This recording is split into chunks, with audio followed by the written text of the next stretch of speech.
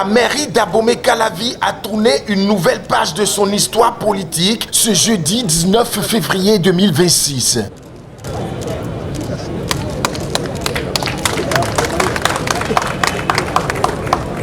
Alors, monsieur le maire, monsieur Coty, ça, c'est le symbole du commandement. C'est avec ceci, vous dirigez les sessions. À la prise des décisions, à la suite des délibérations, c'est le moyen qui donne le signal. L'ouverture de la session, c'est le moyen. À la fin de la session, c'est aussi le moyen. Ça, c'est notre commandement. Et oui, ça marche. Dans une atmosphère empreinte de solennité et de continuité républicaine, le maire sortant, Angelo Awanjinou, a officiellement transmis les rênes de la commune à son successeur, Nathanaël Coty. La cérémonie de passation de charge, organisée dans les locaux de l'hôtel de ville, s'est déroulée en présence des conseillers communaux, anciens et nouveaux, des représentants des services déconcentrés, ainsi que du préfet du département de l'Atlantique, témoin privilégié de ce moment institutionnel. Nathanaël Coty s'est avancé devant l'Assemblée pour livrer ses premiers mots en qualité de maire d'Abomey-Calavi. Mesdames et messieurs, je prends service ce jeudi 19 février 2026 en qualité de maire de la commune d'Abomey-Calavi pour la mandature 2026-2033, animée à la fois par un esprit de mission et un esprit conquérant. Un esprit de mission, d'abord, parce qu'en République, l'exercice de tout mandat électif issu du suffrage populaire, direct ou indirect, constitue une mission sacrée. Cette responsabilité exige dévouement, abnégation, détermination, sens du sacrifice, objectivité et détachement. Je prends devant vous l'engagement de ne faire économie d'aucune de ces exigences afin qu'au terme de notre mandat, le sentiment du devoir accompli soit partagé par tous. Un esprit conquérant ensuite, parce qu'ensemble nous sommes engagés pour la conquête du développement de notre commune. Abomey-Calavi dispose d'immenses potentialités humaines, économiques, environnementales et culturelles. Il suffit d'une gouvernance exemplaire pour transformer ces atouts en résultats concrets pour les populations. C'est dans cette perspective que, avec l'ensemble du conseil municipal, notre action publique locale s'articulera autour de 4 axes majeurs. 1. Restaurer et promouvoir l'esprit du service public. L'administration municipale perd sa raison d'être lorsqu'elle s'éloigne du devoir de service envers les populations. Ici, nous sommes au service des citoyens et nous devons les servir avec efficacité, efficience et dignité. Chaque agent devra exercer ses fonctions avec probité, intégrité et conscience professionnelle. Chaque insatisfaction exprimée par nos administrés devra nous interpeller, nous conduire à l'introspection et à l'amélioration continue de nos performances. Notre devise sera simple. Servir avec panache, servir sans relâche, servir encore et toujours. Je souhaite également insister sur l'assainissement de notre environnement de travail. Une administration performante ne peut prospérer sans dans l'insalubrité. Des bureaux propres et un cadre professionnel sain sont le reflet d'une gouvernance responsable. 2. Renforcer la démocratie locale et la participation citoyenne. Nous veillerons avec rigueur et constance au bon fonctionnement des conseils d'arrondissement, des conseils de quartier et des conseils de village.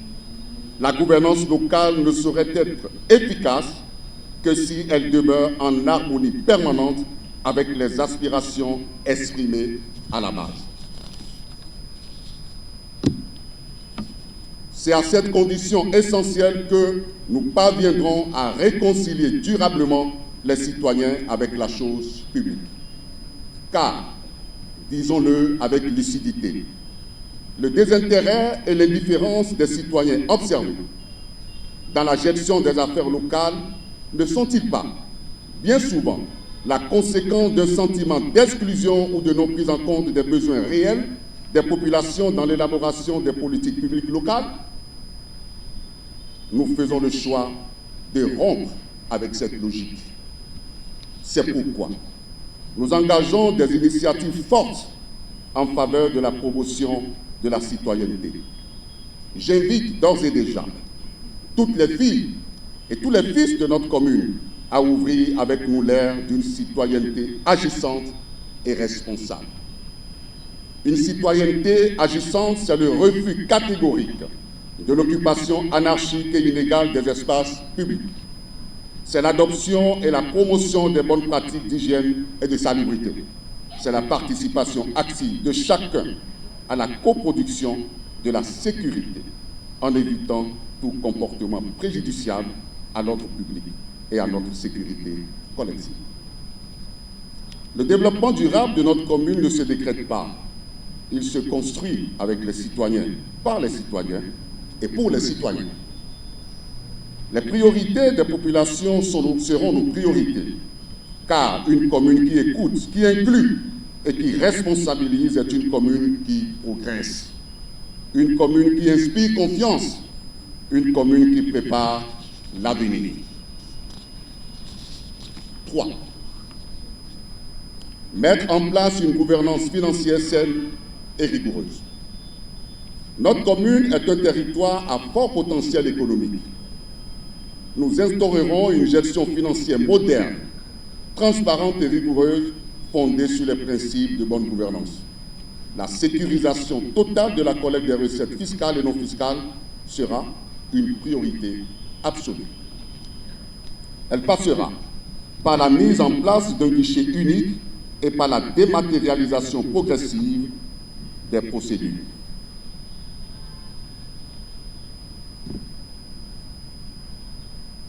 Nous rationaliserons les dépenses publiques municipales. Aucun gaspillage ne sera toléré. Les ressources locales seront précieuses. Elles seront utilisées avec rigueur, responsabilité et parcimonie. Durant mon magistère, il n'y aura aucune place pour la distraction ou la diversion des ressources publiques. C'est pour moi une question d'honneur. 4. Changer durablement l'image de la commune en matière de gouvernance foncière. Il faut le dire avec franchise, notre commune traîne depuis très longtemps une réputation liée à l'insécurité foncière. Ce constat doit nous interpeller collectivement. Je veux être clair, il n'y aura ni tabou, ni compromission. Nous ne pouvons accepter que Abomey Calavi soit associé à une quelconque mafia foncière. Le changement passera par une volonté politique ferme du conseil municipal, mais aussi par une transformation profonde des pratiques administratives. Notre mot d'ordre sera clair. La mafia foncière n'aura pas droit de cité à Abomey Calavi. En étroite collaboration avec le préfet du département de l'Atlantique et avec la Cour spéciale des affaires foncières, l'administration municipale se positionnera comme pionnière du combat pour la transparence foncière. Nous travaillerons également au rétablissement de la confiance entre l'administration municipale et l'administration centrale afin de relancer les opérations de lotissement dans les arrondissements concernés au bénéfice direct des populations. C'est une promesse ferme. Au-delà de ces 4 axes, majeur. Nous nous engageons à dynamiser l'intercommunalité avec les communes du Grand Nokoué, Cotonou, Porto Novo, Sebekodi et Ouidah, ainsi qu'avec les autres communes du département de l'Atlantique, afin d'apporter des réponses concertées aux préoccupations communes de nos populations. Monsieur Angelo Arondino, chers frères et camarades, l'expérience acquise durant la mandature écoulée constitue un atout précieux. Je compte sur votre disponibilité et votre sens du devoir pour accompagner la dynamique de transformation que nous engageons aujourd'hui ensemble. Il n'y a pas de remplacement. C'est un ami qui a tendu la main à un autre pour que le développement vive et continue.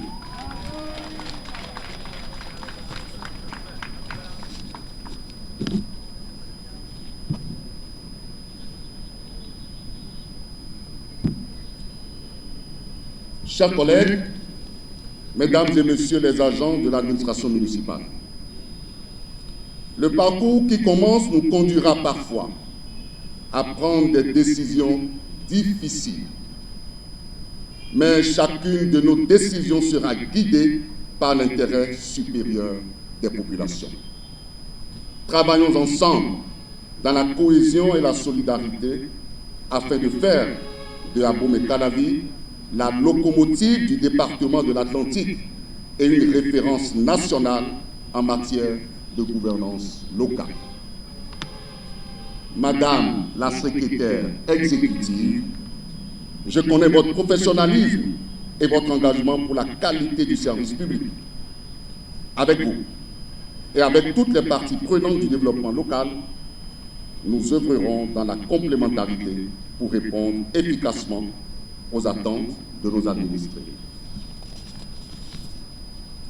Je voudrais, pour conclure, réitérer mes sincères remerciements au président de la République, son Excellence Patrice Talon, au président de l'Union progressiste de renouveau, le professeur Joseph Fifame Djogbenou, ainsi qu'à l'ensemble des populations de la commune d'Abomey-Calavi pour leur confiance et leur engagement au service du développement de notre belle cité.